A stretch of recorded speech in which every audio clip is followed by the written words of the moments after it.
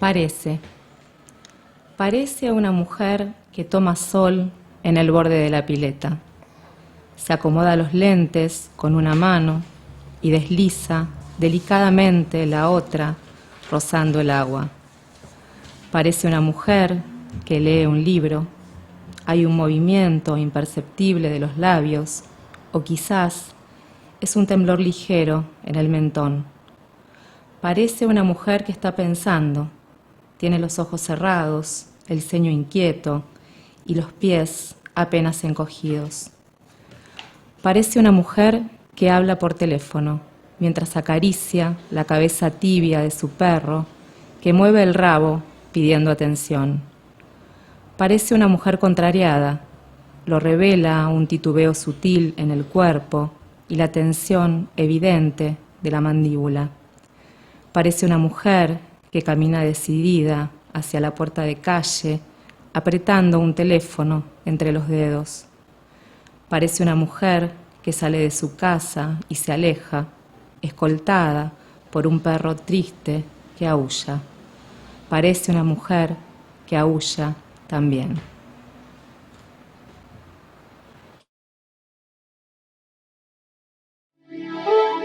Niñas y niños, damas y caballeros, ocupen sus localidades. Ajusten sus cinturones de seguridad. En caso de necesidad, máscaras de poesía caerán delante de ustedes en la próxima hora. Las salidas de emergencia están señalizadas y pueden ser canciones, entrevistas o fotos. Elijan ustedes. Preparen sus sentidos. Familiares y amigos. Gerardo Muñoz, Juan Pedro Rodenas y Mario Laus empiezan Tres Corazonadas. Letras, músicas y ramos generales.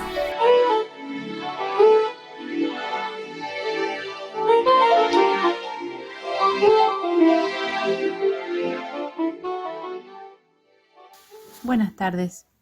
Hoy voy a comentar Solo soy uno que llora, de la escritora rosarina Virginia Ducler, publicada en 2020 por la editorial de la Universidad Nacional de Rosario. Es la precuela de Cuaderno de B, que fue publicada en 2019.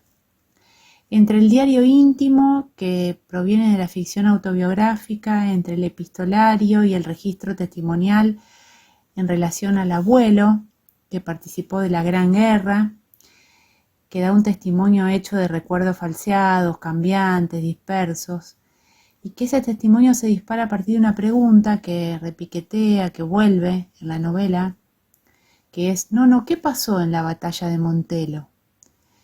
El escenario en el que transcurre la novela es un día en la quinta de Roldán, un 28 de diciembre, ese tiempo entre fiestas donde todo parece suspenderse. Curiosamente es el Día de los Inocentes, ahí donde suelen ir los domingos para simular que hacen algo. Esa quinta donde nada pasa es el campo silente de la batalla familiar. En ese supuesto lugar idílico, la trama familiar está apolillada. De cerca, lo familiar revela lo siniestro. Noelia, la protagonista, es la autora del diario íntimo que una prima envidiosa encontró, fotocopió y repartió a los familiares para avergonzarla.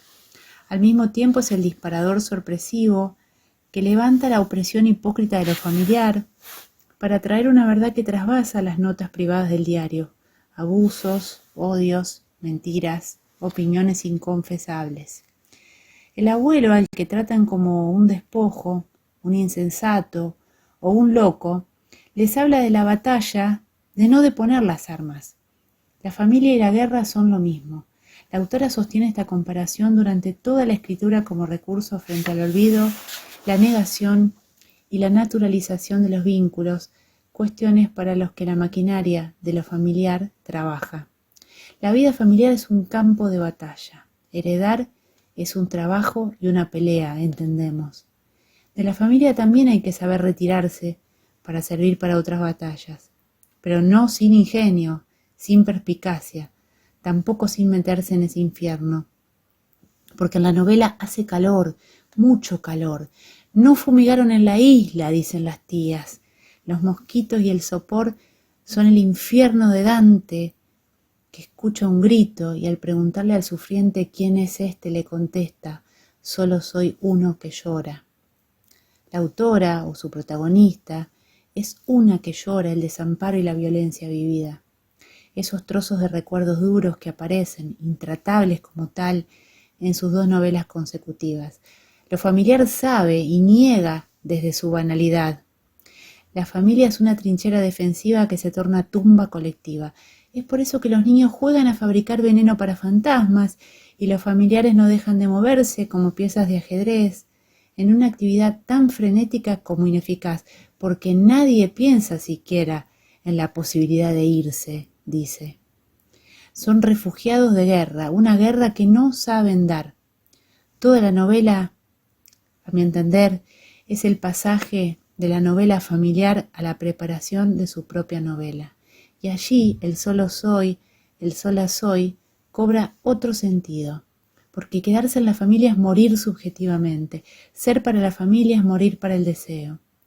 La soledad es un recurso, la pequeña moneda de libertad con la que contamos frente a la divina comedia que se renueva. También la picardía con la que produce el último acto que la desprende de lo familiar y que no les voy a contar. Pero por suerte Dante, que está en el título, también está en el porvenir. Y quindi uscimmo a rivederle stelle. Y entonces salimos a volver a ver las estrellas, dice al final de su gran obra. Del infierno hay salida. La escritura es una de sus puertas. Sola es una que escribe. Bienvenidos a este nuevo episodio de Tres Corazonadas. Miércoles 5 de julio, 19 horas. Ya sabemos que para nosotros es día de radio.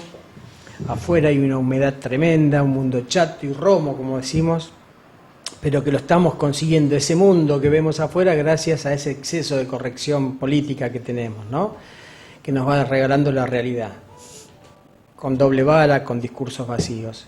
Entonces, para eso estamos nosotros con 1, 2, 3 corazonadas, para imprimirle una nueva forma a esto que queremos hacer de la radio y del programa literario, cultural, darle más sustancia, tratar de charlar de una manera más profunda, delicada con los invitados que tenemos, tratar de que la poesía y la música, que suelen venir de la mano siempre en este programa, tengan un lugar destacado. Queremos intentar quiero intentar que lo inquietante se vaya infiltrando sutilmente en cada charla. Ojalá que el tiempo sea como una carrera contra el pasado y el programa nos quede corto. Como suelo decir, la vida es una escalera y hay que saber cómo pisar y cuándo pisar el siguiente escalón. Sentir esta turbación por la belleza que tiene la radio, de este programa, la creencia genuina en la literatura, la música, los ramos generales. A fin de año, con el tema del Mundial, nos acostumbramos a decir todos que elegíamos creer, más allá de todo, ¿no? Y con el fútbol a flor de piel. Y acá estamos, creyendo que con fe, amor, con literatura, con música, algo podemos hacer, ¿eh? Estamos en una ciudad bastante complicada en estos tiempos. Y eso es lo que nos propusimos con Gerardo y Mario, los otros 2 coequippers de este hermoso programa. Tal vez no tenga definición este programa, pero sí queremos que se distinga. Hoy tengo un machete para leer y para seguir, pero lo voy a cortar un poco porque hoy arrancamos con una recomendación de un libro de Luisina y tengo 2 visitas, hermosas visitas, que vienen del lado de la poesía y la música. Al lado de María Laura Giesen, psicóloga de profesión, poeta por amor. Así es. Y del otro lado tengo a alguien que conocí hace muchísimos años en los pasillos de la facultad, que no me imaginé que tenía este rubro, como él tampoco capaz que se imaginó que yo tenía esta debilidad. Es escribano, es abogado, es hincha de Central también, y hoy que no está Gerardo lo puedo decir tranquilamente. Pero estoy yo. José, bueno, tenemos que marcar las diferencias. Ahí están, 2-1, está bien. Leandro Acuña, bienvenido, Leandro. Gracias, Juan.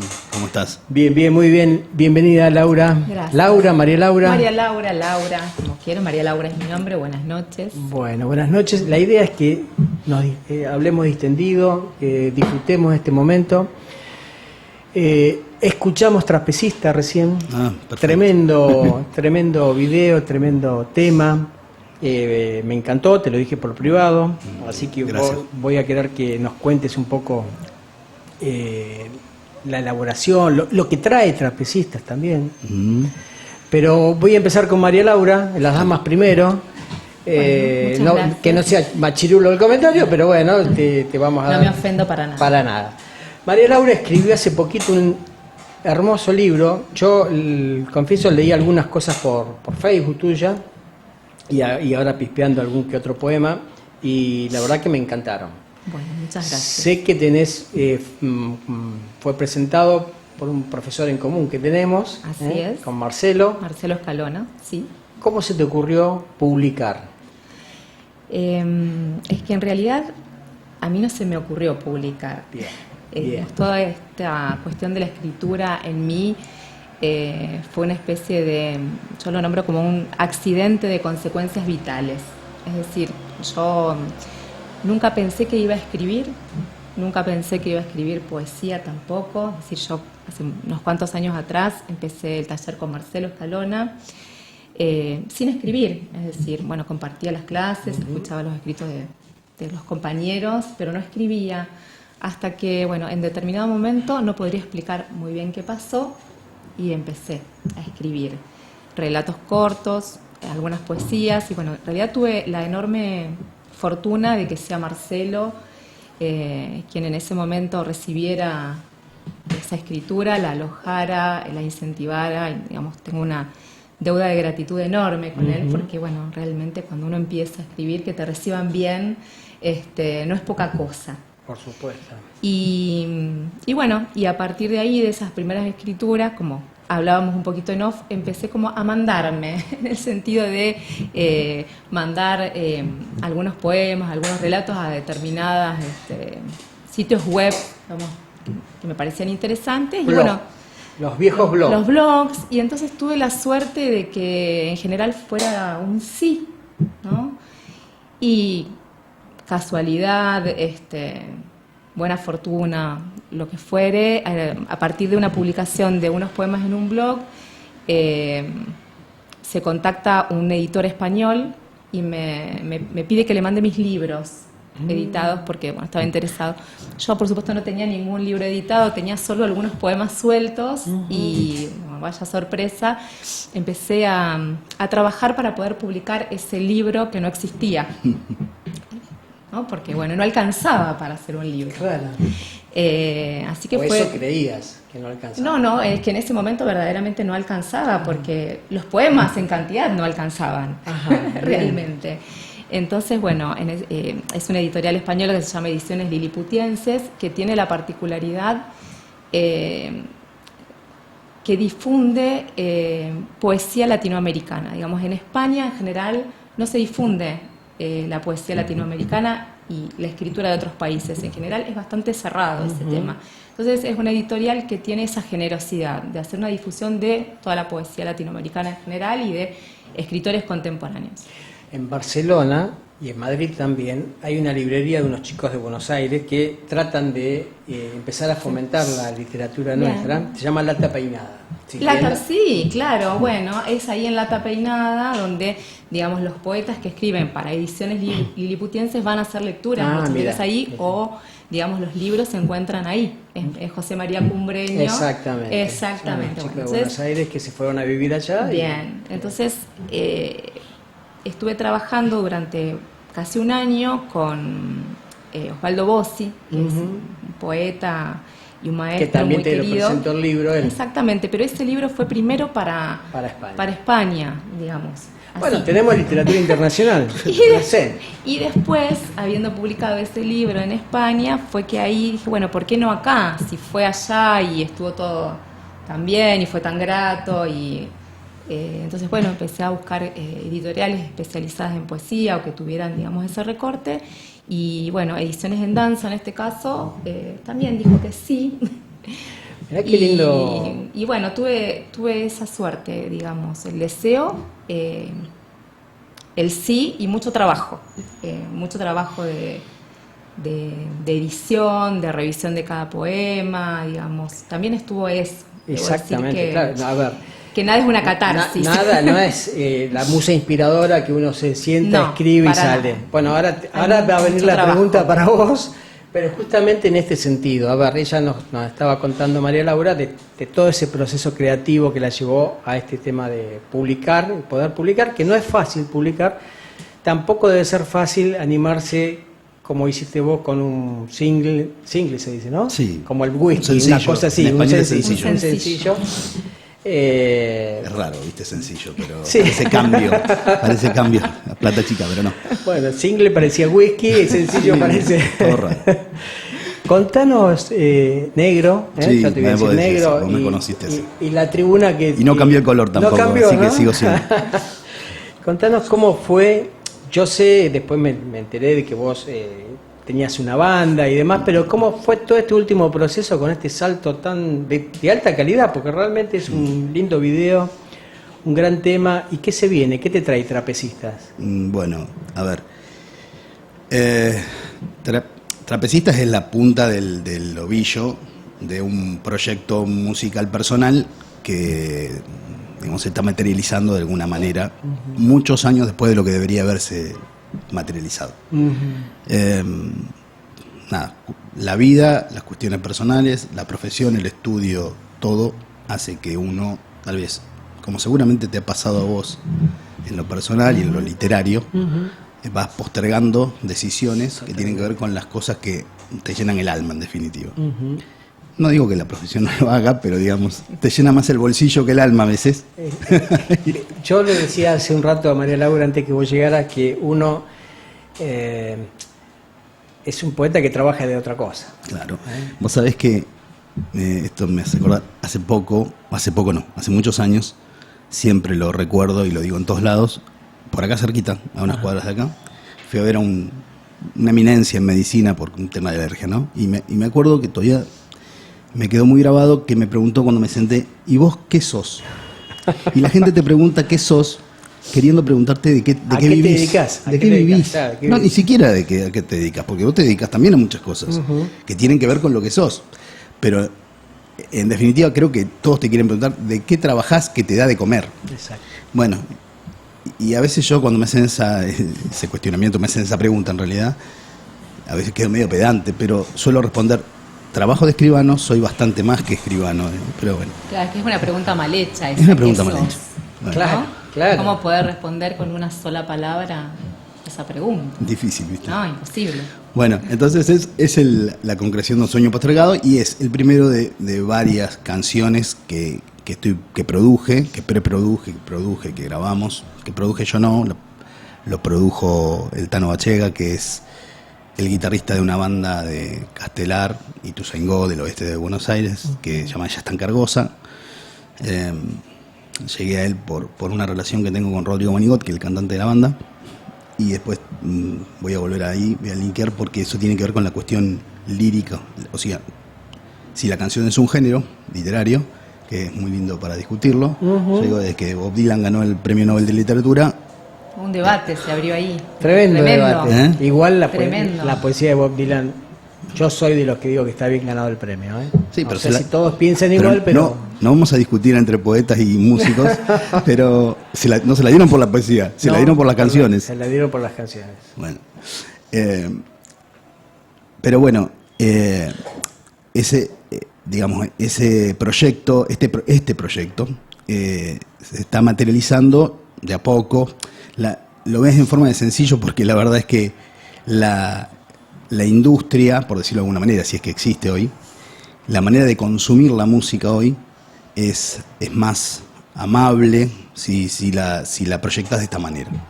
Difícilmente hoy, lamentablemente tal vez, nosotros somos de otra época en la que vos te sentabas y escuchabas un disco completo y lo disfrutabas, y hoy difícilmente alguien, si vos sacás un disco de 10 canciones, que todavía hay artistas que lo hacen, sobre todo artistas consagrados, entonces vos te sentás a escuchar un disco de temas, pero difícilmente hoy la gente lo escucha. Entonces, esto de darlo en grajeas que después van a componer un EP y después probablemente un álbum grande de 10 o 12 canciones, se decidió por esto, ¿no?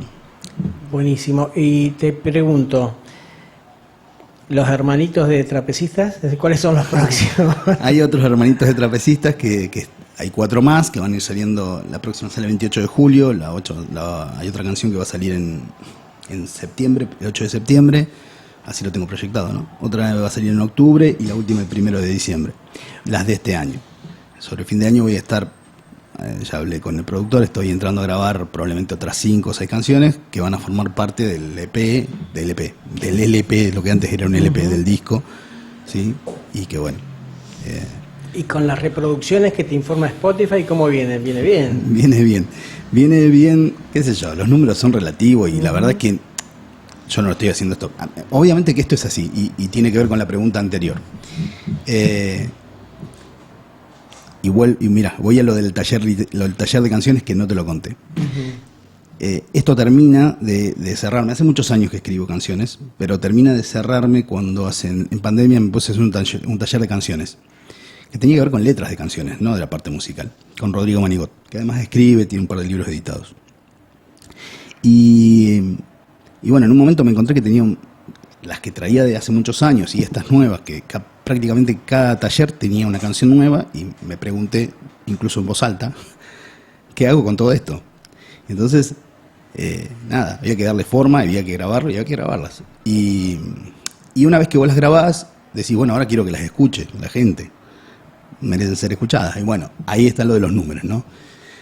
Lo de los números, no sé cuánto es mucho, cuánto es poco. Están ahí, no importa. Es muy relativo. Pero nada, sé que se escuchan. Se escucha por nada, por azar, por suerte, por algoritmo, no sé, porque no sé, a la gente le gustará, está bueno. No, está bueno. Y a mí me gusta siempre andar buscando esto de la poesía, te obliga a andar buscando metáforas, ¿no? Todo el tiempo uno está... ¿O no? Sí. Bueno, y encuentro que María Laura tiene un título que se llama, el libro tiene Defensa Personal.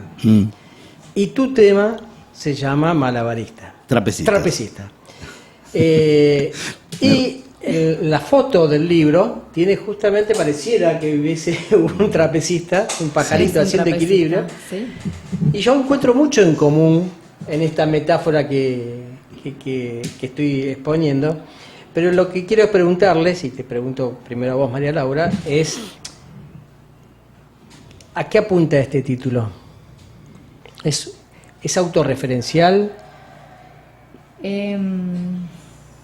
Sí y no. En realidad, los poemas, digamos, tienen una línea, esta línea, digamos, de equilibrio, que de alguna manera los aúna. La defensa personal es la poesía. Bien. Eso es la defensa personal, digamos, es el recurso de la poesía. Es no caer, digamos... Pero no hay red acá, ¿eh? Fíjate, tampoco hay red. Hay nubes, digamos, sí. La portada es una metáfora incluso de la poesía, ¿no?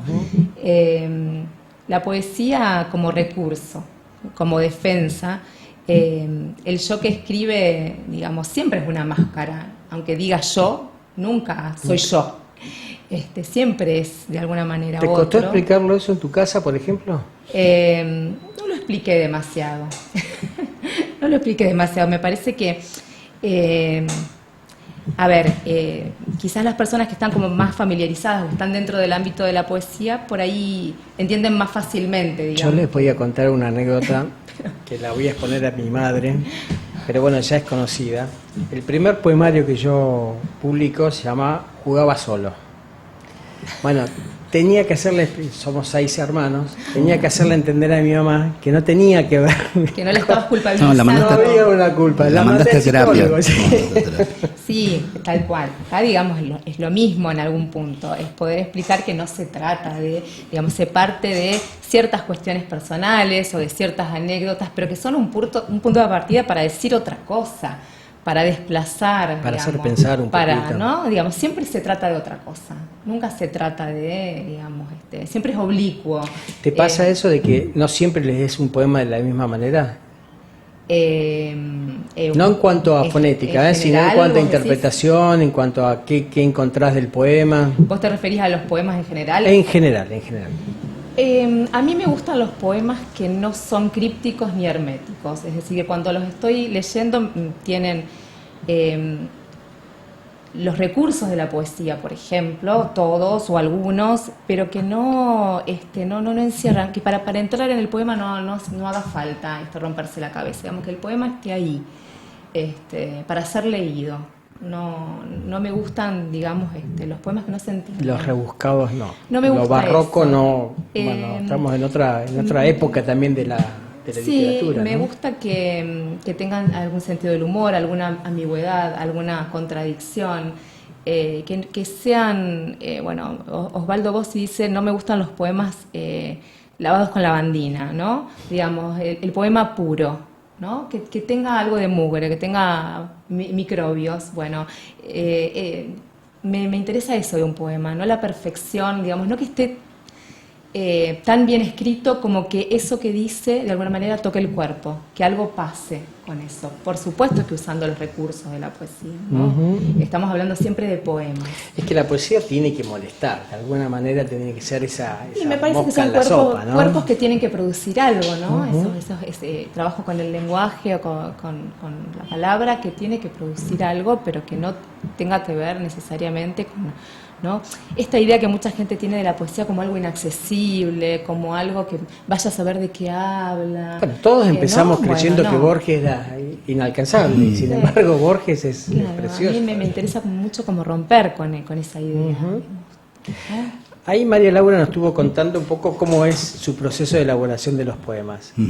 ¿Hay mucho punto en común con las canciones, con las letras? ¿O no? Mira, las letras o las canciones, porque letras. claro. Bien. Porque, bueno, la canción no voy a decir que no voy a dar ninguna novedad, ¿no? Pero no es solo letra, pero la parte de la lírica hay tanta. Yo tengo un método personal, pero he hablado con mucha gente, me encanta el tema. La canción como género me fascina desde hace años, y cada vez que tengo la posibilidad de hablar con alguien que hace canciones, trato de sacarle el tema de cómo hace canciones, porque me gusta ver cómo investigar. se tejen, claro.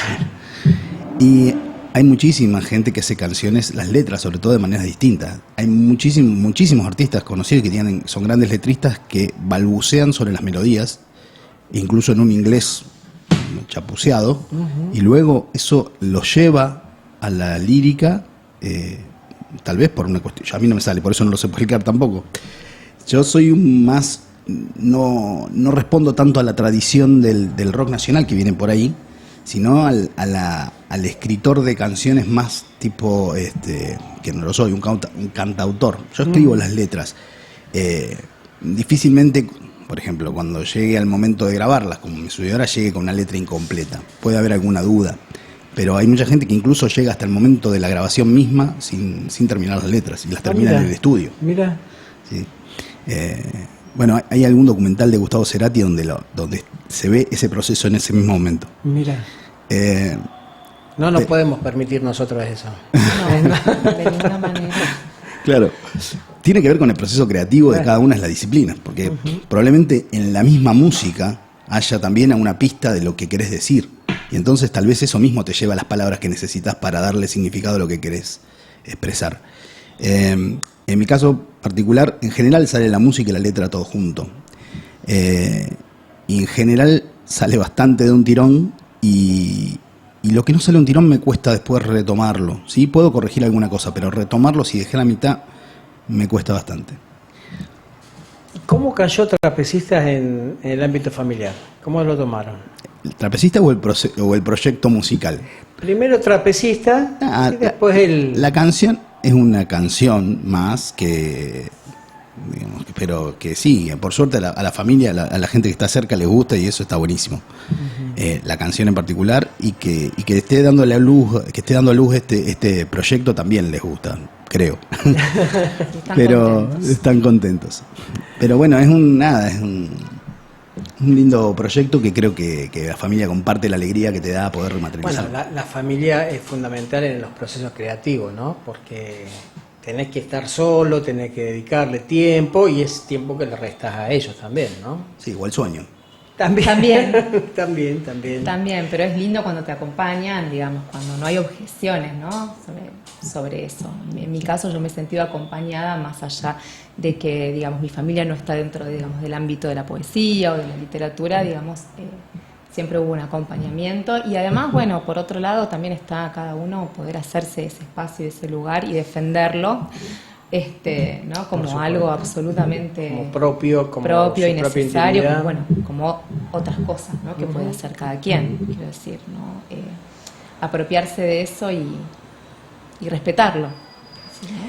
Después, ahora nos vamos a hacer un pequeño corte y después vamos a charlar de 2 o 3 temitas colaterales, como es cuáles son nuestras influencias, la literatura, lo que estamos leyendo, qué es lo que nos gusta a los dos, qué escuchamos de música. Y bueno, vamos a tratar de ponerle un poquito más de cuestiones personales a esto, como para que la gente nos conozca más allá de lo que escribimos o de lo que cantamos. Dale. Vamos, un cortecito. Bueno, volvemos. Tendríamos que haber grabado lo que fue el corte, porque salió una charla hermosa. Mariana Pedemonte se nos incorpora a la mesa, una trovadora uruguaya montevideana que la escuché antes y la dejamos invitada. Mirá, bienvenida. Sí, lo que son las circunstancias, a la vieja usanza, digamos. Claro. Uno puede escribir por Instagram, pero también esto de los encuentros y parar en la calle, estar más mirando el contexto, el contorno, la gente. Está Creo bueno. Que pasó un poco así. Por atracción a María Laura, me dijo, soy poeta, y se fue. Bueno, me quedo.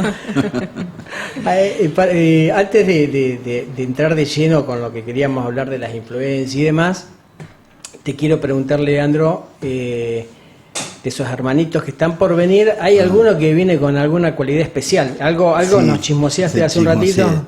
La próxima canción se llama Siempre con tus pupilas. La próxima canción que va a salir lanzada, o sea, ya está escrita y grabada hace mucho.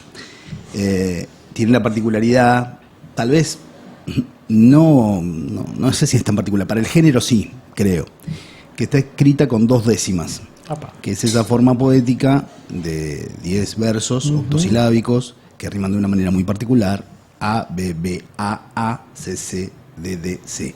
Ajá, Esa es la forma de la forma. rima. Hay tal vez la canción escrita en décimas más famosa, popularmente, por lo menos acá, sea La Milonga del Moro Judío, que es de Drexler, de Jorge Drexler. Mira. Son 2 décimas. Hay una que está mal, reconocida por él, porque tienen que tener rima consonante, y una que me parece que no tiene rima consonante. Mira. Pero hay una tradición grande de la canción latinoamericana escrita en décimas. La décima es una forma poética de la más famosa, la de Spinel, que era un poeta de Málaga, y se trasladó, en España casi se perdió, y en Latinoamérica sí resurgió hace un tiempo, de la mano, entre otros, de una persona con quien tuve, un maestro de quien tuve la posibilidad de tomar clases, a distancia por supuesto, porque vive en España, que se llama Alexis Díaz Pimienta, que es un decimista improvisador en décimas. Apa. Y les invito a que lo busquen en las redes, que lo busquen en YouTube y lo escuchen, porque la verdad que es maravilloso lo que hace, es sorprendente. Tiene un desafío ahí con Sabina leyendo y él improvisando y contestándose en un escenario, entre otras cosas. Y bueno, entonces, que como desafío y como ejercicio, quise hacer una canción en décimas y terminó quedando entre las que decidí grabar. ¿Te podemos robar algo? No te las voy a cantar a capela, pero te las puedo decir. A ver. La décima, bueno, la décima para ser Spinel igual tiene una característica en particular, porque hay distintos tipos de décima, que el cuarto, después del cuarto verso tiene que tener un punto, y el quinto y el sexto de alguna manera unen el significado de la décima total. La primera décima dice: sin saber qué hacer de mí, me encontré solo y oscuro. Tu adiós me supo a cianuro, me volvió lo que te di. Con pecado concebí lo que aún tengo entre los dedos. Tuve recelos y miedos, y hoy hay crimen sin coartada. Vuela tu alma asustada que nos distingue de credos. Papá, felicitaciones. No es fácil. Es difícil hacer un haiku, ¿te imaginas? Totalmente. Es difícil, sí. Muy bueno. Y la segunda Respetar esa dice: estructura. fui tu custodia, tu abrigo, la prepotencia, el derroche. De impericia, algunas noches la abundancia del mendigo. Ahora se van conmigo sin decir ni buena suerte, el oficio de quererte, el ardor de antes del sol, las horas de descontrol por no poder retener. Apa, muy bueno, muy bueno, muy bueno. 28 de julio. 28 de julio. Me acuerdo fácil porque es el día previo a mi cumpleaños. Así que... Ya sé cuándo tengo que saludar. Exactamente. Bueno, muy bueno, te felicito. Gracias. Y la verdad que está bueno saber de esto, de que nos promocionemos, de que contemos lo que hacemos, porque realmente es lindo esto de poder disfrutarlo con otros, lo que uno hace. Sí, creo que tienen, bueno, me parece que nadie hace arte para sí mismo, ¿no? Me parece que siempre el lazo con el otro, el encuentro con otros es determinante. Un otro. Hablando de otros, ¿qué lees? Uf. ¿Qué te gusta leer? ¿Qué estás leyendo ahora? A ver, vamos a empezar más fácil. Tengo un problema con la dispersión en este momento, pero que creo que al fin y al cabo no está tan mal. Es una manera de leer en este momento de muchas cosas a la vez. Como Eso es culpa de Escalona, ¿eh? Nos enseña a leer de a 2 o 3 cosas a la vez. A lo mejor tengo 5 o 6 libros que voy leyendo, que por supuesto en general no son novelas, sino son cuentos o libros de poesía, y que, bueno, si en determinado momento me canso, paso a otra cosa, o linkea con otra cosa que me interesa, y entonces como que voy saltando de libro en libro. Pero en general en este momento estoy leyendo mucha poesía, distinto tipo de poesía, tampoco... digamos, hablábamos antes de empezar el programa, porque yo ando con el libro de Alejandra Camilla y hablamos de ella y hablamos de Leira Guerreiro. Sí. Que ambas escriben en sus géneros con mucha poesía. Porque Alejandra, sus cuentos son realmente una mirada muy poética. Absolutamente. Sí, y Leila, que necesariamente ella cuenta en sus crónicas, casi crónicas fundamentalmente, pero siempre agregándole, metiéndole la cuña de la poesía. Sí, es así. Bueno, me gustan mucho las dos. Claro, bueno. Son dos autoras que leo, que he leído y me gustan muchísimo. Bien. Sí. Vas a venir más seguido entonces al programa. Sabía lo que tenía que decir. Bueno, y también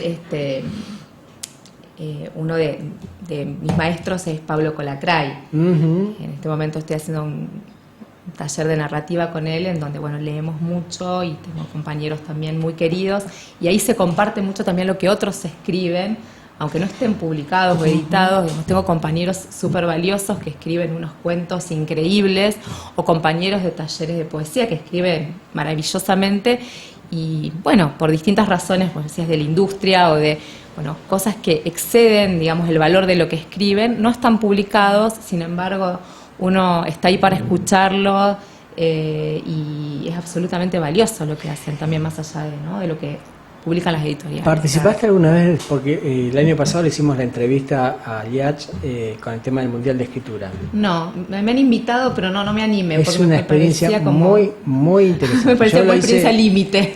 No, yo lo hice el año pasado y este año no lo pude terminar completo por cuestiones laborales, que a veces también te saca tiempo. Pero es un concurso, en definitiva... Santiago Liach. Santiago Liach. Sí. Es un concurso que lo que hace es fomentar el ejercicio de escribir X cantidad de palabras por día. Te dan el tema, entonces vos tenés que escribir y después subirlo a la plataforma. Después hay un proceso de selección aleatorio. Sí. Obviamente que siempre se va depurando con un jurado que va más o menos viendo. Pero realmente ese ejercicio de sentarse a escribir en medio del caos es muy, muy interesante. A mí me gustó muchísimo. Lo hice el primero con mucho miedo y me gustó. Sí, mucha gente me ha transmitido eso, que fue como una experiencia muy buena y lo han hecho. No, yo no me animé, pero sí me pasa que cuando se me aparece alguna idea o una imagen o algo, digamos, que quiero retener para poder desarrollar y escribir, soy capaz de estacionar el auto y parar y ponerme, digamos, con el teléfono. Ahí me lleva... No lo puedo, se impone. Ahí me llevas a otra pregunta que es para los tres. Al momento de que ese disparador, esa imagen viene y se nos pone enfrente y que uno la tiene que dejar plasmada de alguna manera. Lápiz, papel, celular. ¿Cuál es el mecanismo que adoptamos? Debo confesar que notas del celular. Notas del celular. Debo confesar 1-0. eso. No es lo más romántico, 2-0. pero Lapicera y papel. Bueno, vino. Estoy vino. mucho en casa, lo que pasa. No tengo hijos, es otro escenario. Bien. Bueno, ahora te damos lugar a vos y te preguntamos, Gracias. ¿cómo es tu proceso creativo?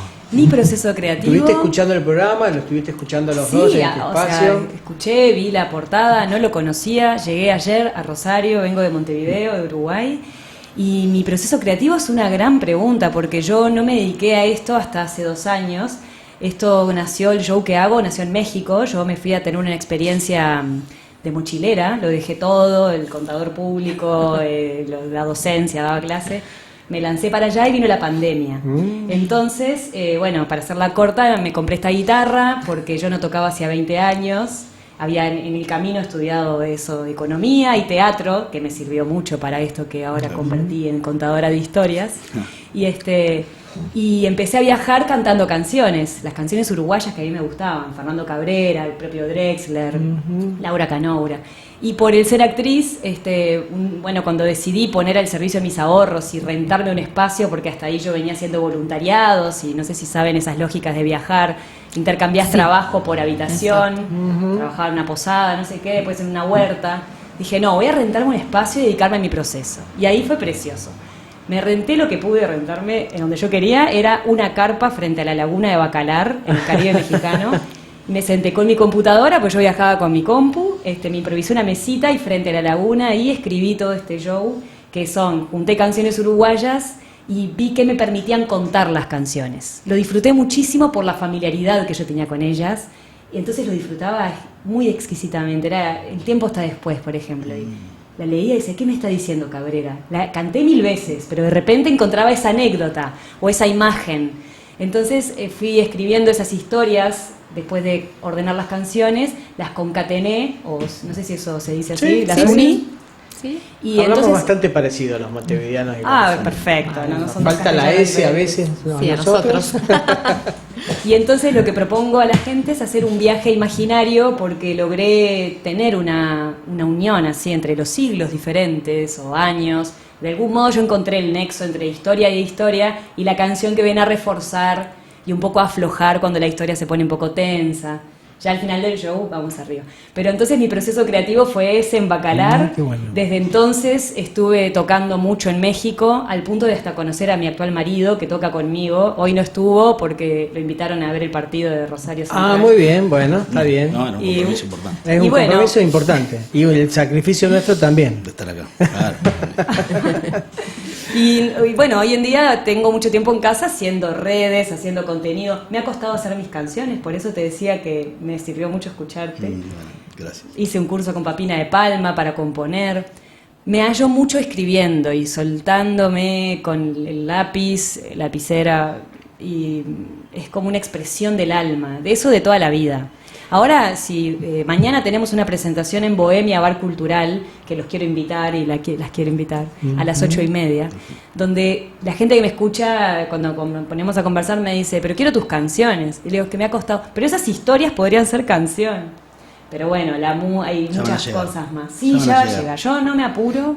Y yo este show así con las historias lo hice en todos lados, siempre que alguien me escuchara, porque como se mezcla con canciones, era un poco complicado cuando salimos a hacer temporada el verano pasado, que íbamos a veces a lugares donde casi estaba gente comiendo, yo qué sé. Nosotros nos contratan para cantar y yo les explico que esto tiene historias, pero allá me pongo a hacer la primera y si veo que alguien acomoda la silla, yo ya lo hago así como es. Porque yo digo, mientras yo no tenga mis canciones, lo mío es la historia. Claro. Y las canciones ilustran. Así que por ahí va. Muy bien. Ahora, como para apartarnos un poco y querer buscar esto de conocernos entre todos, ¿qué música escuchás? Tenemos otro programa. Bueno, dale. No, es que música escucho. Mira, tengo una lista en el celular de los 20 discos que me marcaron. No te la voy a leer porque es aburridísimo. son, pero nada, los 3 primeros. Escucho. A ver, sería lindo ver la lista de los 3 primeros, pero es azaroso porque discos, vamos a buscar acá. Los 20 discos que me marcaron. Mirá, los 3 primeros de la lista, no miento, Artaud de Pescado Rabioso o de Spinetta. Cloud9 de George Harrison y él es fan de White Stripes. Son los 3 primeros de la lista, pero obviamente que hay muchísimos más. Pero los 3 tienen un punto común, la poesía también, ¿eh? Sí, porque tenés sí. ahí mucha... A ver, la música que me gusta escuchar en general está ligada a las letras que me parecen interesantes. Siempre es una cosa, una discusión, una linda charla para tener café. Si es más difícil escribir letras de canciones en inglés que en español o viceversa. ¿Y es más difícil? Para mí es más difícil escribirlas en español. Por supuesto que Bob Dylan, Leonard Cohen son monstruos de la canción en cualquier idioma, traducidos incluso, hasta mal traducidos.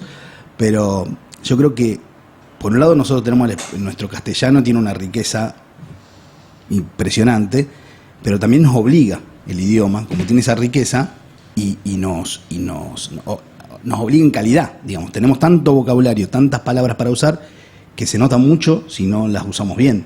Claro. O si no usamos siempre las mismas. Uh-huh. Entonces, nada, mi elección musical generalmente va ligada a las cosas que me gustan, cómo están escritas las letras.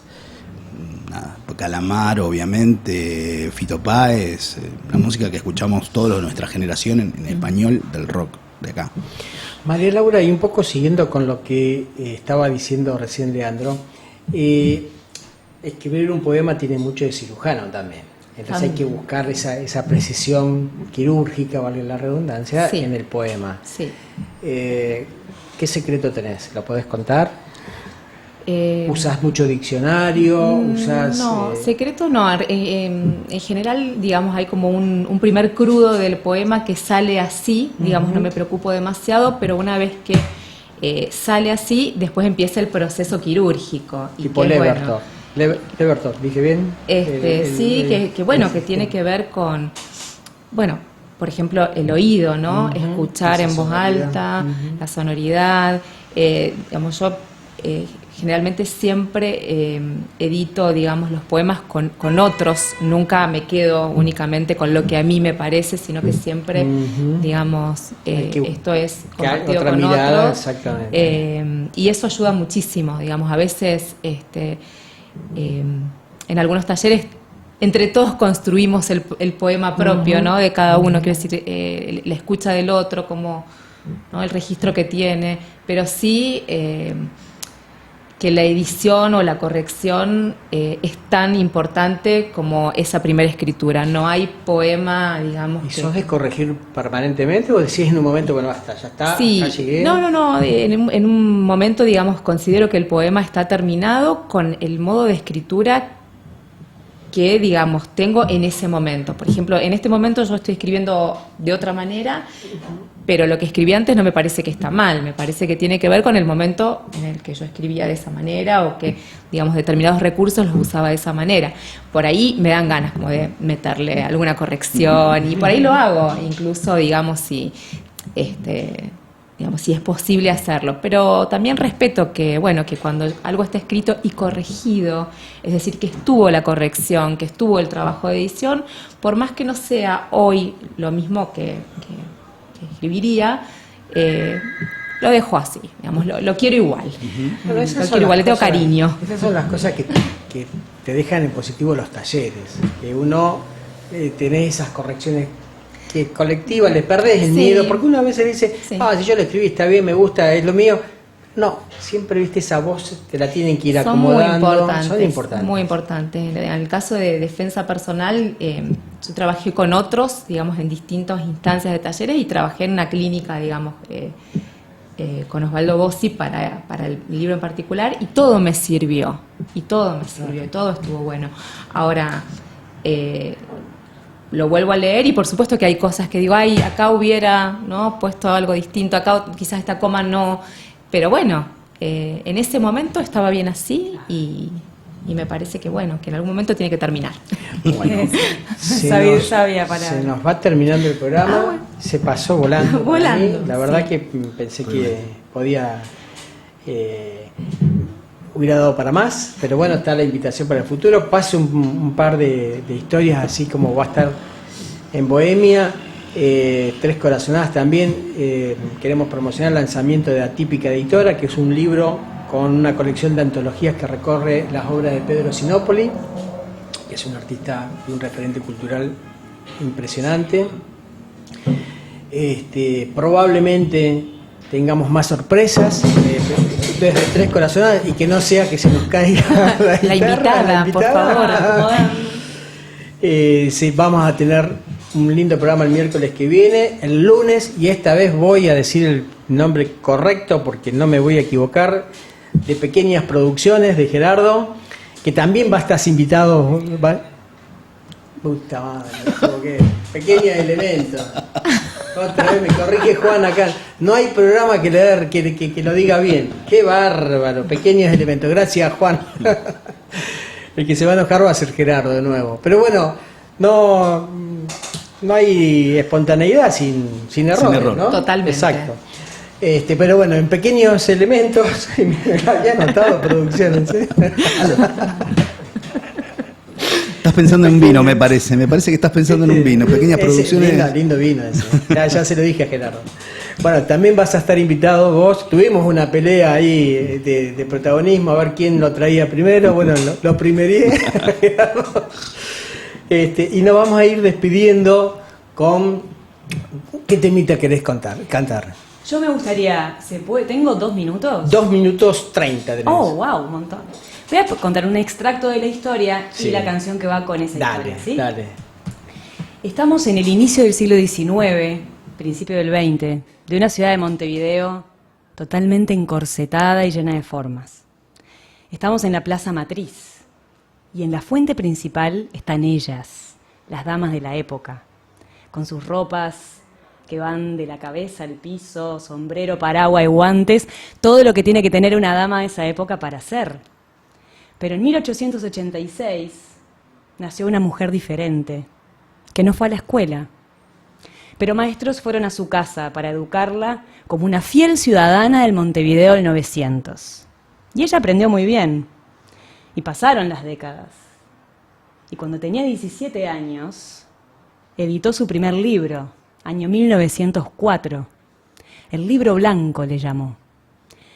Me estoy refiriendo a Delmira Agustini, que irrumpía en la literatura uruguaya con una poesía femenina y nueva, como una que está incluida en ese libro, que se llama El Intruso, y brevemente dice así: Amor, la noche estaba trágica y sollozante cuando tu llave de oro cantó en mi cerradura. Luego la puerta abierta sobre la sombra helante, tu forma fue una mancha de luz y de blancura. Todo aquí lo alumbraron tus ojos de diamante, bebieron en mi copa tus labios de frescura y descansó en mi almohada tu cabeza fragante. Me encantó tu descaro y adoré tu locura. Y hoy río si tú ríes y canto si tú cantas. Y si tú duermes, duermo como un perro a tus plantas. Hoy llevo hasta en mi sombra tu olor de primavera. Y tiemblo si tu mano toca la cerradura. Y bendigo la noche, yo sollozante y oscura, que floreció en mi vida tu boca tempranera. Pero la luz que a veces algunos seres irradia, en lugar de iluminar, encandila. Y cuando Delmira estaba en la cúspide de su obra, y ya con varios libros editados, un ex marido lleno de rabia y de envidia fue a su casa cuando ella había decidido separarse de él después de 2 meses de estar casada, y terminó con la vida de Delmira. Y el caso de Delmira es conocido, y a Delmira la sabemos el nombre y sabemos su obra, pero cuántas hermanas y cuántos hermanos, hermanes trans también se han ido de este plano y no hemos sabido entonces tales cosas. Esto es una canción para rememorar esas memorias y rendirles tributo.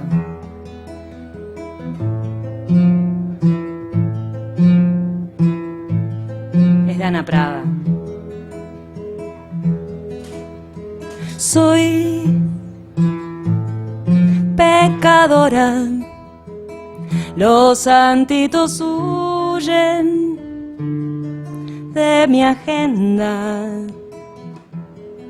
Soy mala, madre de todos los pecados, perra, perra las velas dudan si a mi altar echarle mano o con la excusa de un soplo dejarme. En la oscuridad las velas dudan si a mi altar echarle mano o con la excusa de un soplidito dejarme. En la oscuridad haber sabido que tu amor me dejaba de este lado, igual me hubiera animado, porque no doy marcha atrás.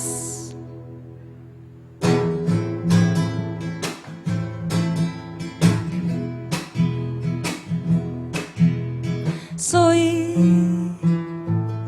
pecadora, los santitos huyen de mi agenda. Soy mala, madre de todos los pecados.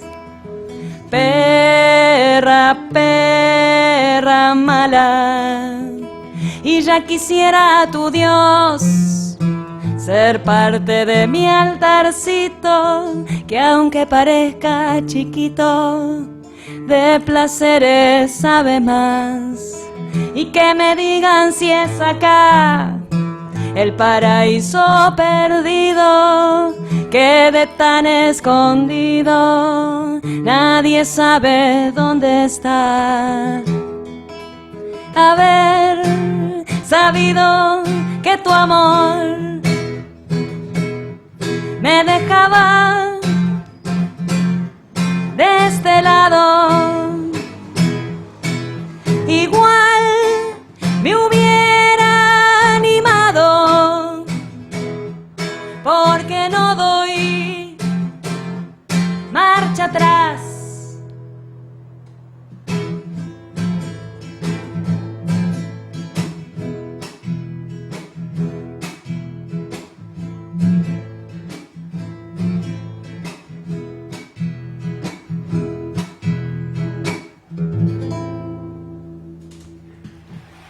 Buenísimo. Hermoso. Y nos vamos. Hasta la semana que viene. Gracias, Gracias a todos. Chau, chau. Gracias.